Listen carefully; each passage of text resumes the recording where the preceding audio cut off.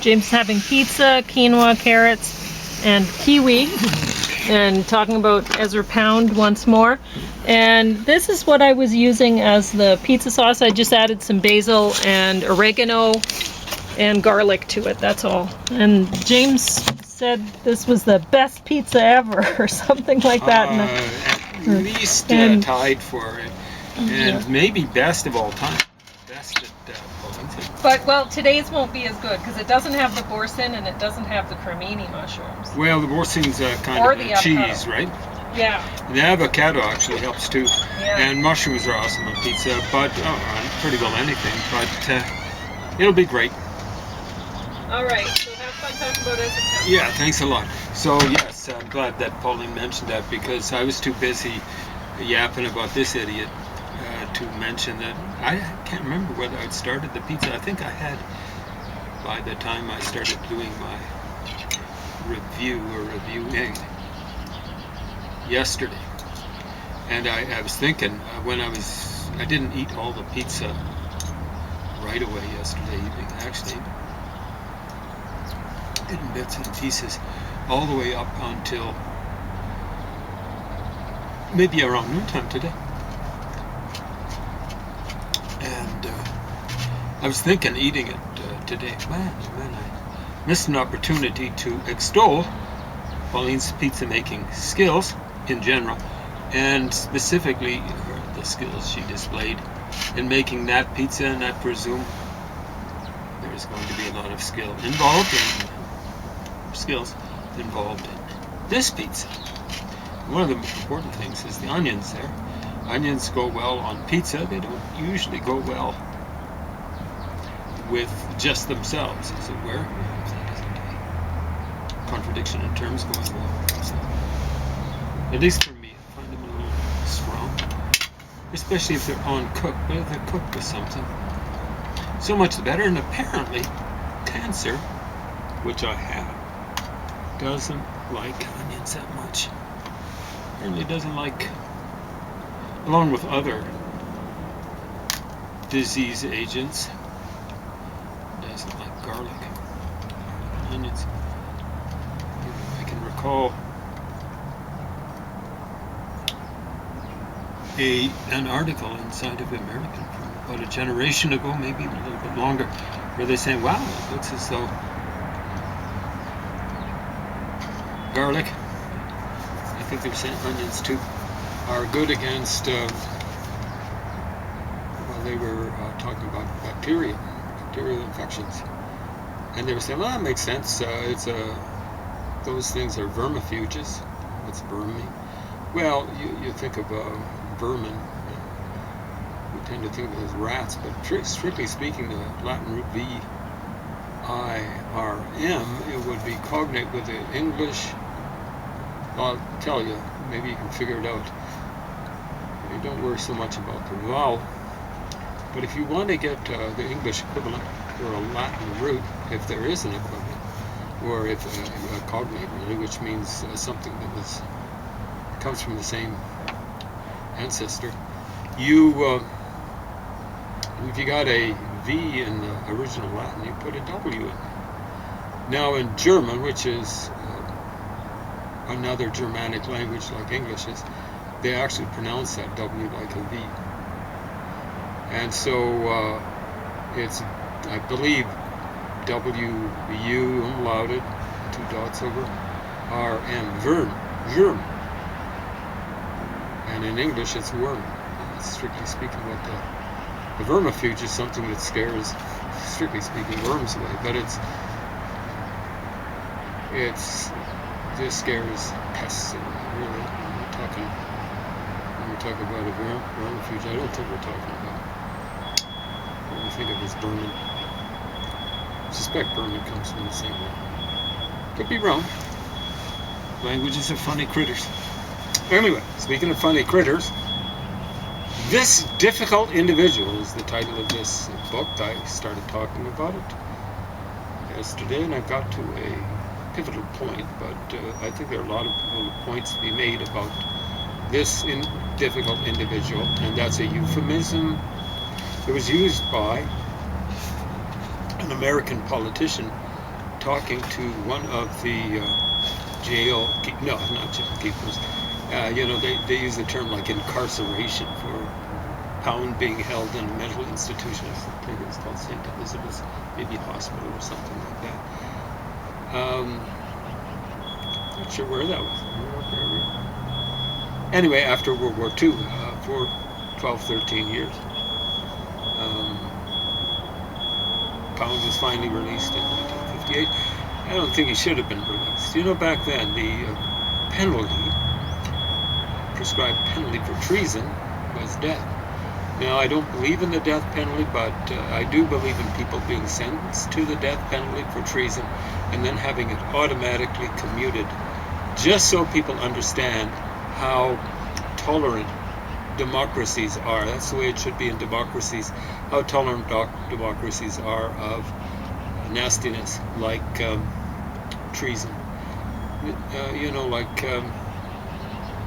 I'm not so much concerned about Pound being a traitor to the United States, but a traitor to democracy. It's absolutely shameful. It's inexcusable. And like I say, what it should be is an automatically commuted death sentence. And it's not, it's commuted to life imprisonment, and that's without the chance of parole. So there's, I can remember reading about Pound being held in a roofless cage in Pisa, and it was comfortable enough that Idiot actually could write some cantos. He was supposed to be some sort of hero, being able to write cantos. And I am going to visit, I'm sorry, this is spoiler alert, I'm going to visit on you possibly all of the cantos. We're going to go through them. We're going to start at the back, just in case we don't go through them. I'm following the fine example of a friend of mine. I haven't seen him for a long time, but at university, he came up with some pretty good ideas, and I think the best was, he said to me, and I think maybe to other people, it was maybe a gathering of people, informal, of course, and he said, I'm starting the cantos from the back and going to the front. And of course the automatic question was, why are you doing that? These are Ezra Pound's cantos. And he said, well, I want to be the only person to have actually read the end of the cantos. Point well made and point well taken. Yeah, they are pretty well unreadable. And you'd think that, like something else that's pretty well unreadable, Finnegan's Wake, that a huge amount of work and scholarship and sweat and toil went in it. But they're kind of like notes that you scribble and hang up on the refrigerator or something like that. They're that bad. Now, they're from a guy, they're kind of like jottings from a guy who's had a little bit of learning. But you know what they say, a little bit of knowledge is a dangerous thing, and I suppose that applies to learning too. Maybe that's even worse, knowledge can be, come from experience, but knowledge coming from learning is prone to being misinterpreted by the person who's acquired that knowledge. If it's just a little knowledge, if it's a smattering knowledge, as is the case with Ezra Pound, he really thought highly of himself, because I guess he kind of knew some Italian. Obviously he knew Italian well enough to live in it. Eventually he became a self-imposed exile in Italy. This is even well before World War II. I think it wasn't even in the 30s. I think it was in the 20s. But he went there, and Il Duce, the Führer, or Vajda. Vajda is Russian for something like leader. Führer is German for something like leader. Duce is kind of like duke, but that's what a duke means. It's leader. Induction means something like, very crudely analyzed, leading in. See how that reduction means leading back? Very crudely analyzed. Seduction means leading along, or something like that. The DUC means leading in the original, to lead, or something like that in the original Latin. So yeah, he went there, and I think he found Mussolini kind of like a fairly congenial kind of leader. He tried to apparently at least once to persuade Mussolini about Pound's wackazoid economic theories. Now, from what I can tell, Pound was basically a social credit, but you know, he didn't give the founder of the social credit